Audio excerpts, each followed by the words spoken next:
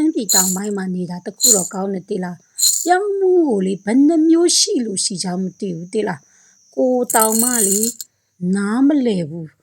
ရောင်းမှတော်တော်တည့်ရပေါက်ပြောင်းတောင်ကိုတွေ့တာတောင်2မျိုးရှိနေပြီးခဲ့တဲ့တစ်ခေါက်ကပြထားတဲ့ပေါက်ပြောင်းအဖြူရောင်ဒီပေါက်ပြောင်းကကြတော့အညိုရောင်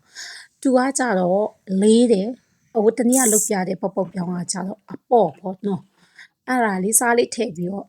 လော်ရတာစီလေးနဲ့ပေါ့စီကတော့ကိုကြိုက်နေတတ်တယ်လို့ထည့်လို့ရတယ်အများကြီးထည့်မှာရမဟုတ်အနည်းကြီးထည့်မှာရမဟုတ်အိမ်မှာကတော့အမြဲတမ်းကိုလှုပ်တမျှကိုအားပေးတဲ့နောက်ခံပရိတ်တက်တွေကတော့အများကြီးပဲ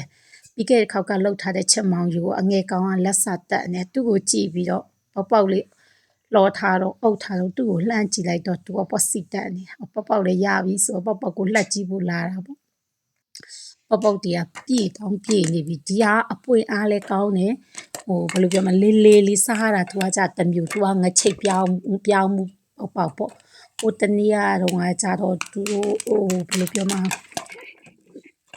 ပလွီပြောင်းလို့ခေါ်တာပေါ့တနေ့ပြောင်းကိုကြပလွီပေါက်လို့ခေါ်တာဒီကကြငချိတ်ပေါက်လို့ခေါ်တာရမ်းစားကောင်းတယ်ရမ်းနဲ့လေအရာတာရှိတယ်တဘာဝကပေးတဲ့တဘာဝအရာတာတွေတဘာဝအလှတရားတွေကိုတန်ဖိုးထားကြပါလို့ပြောချင်ပါတယ်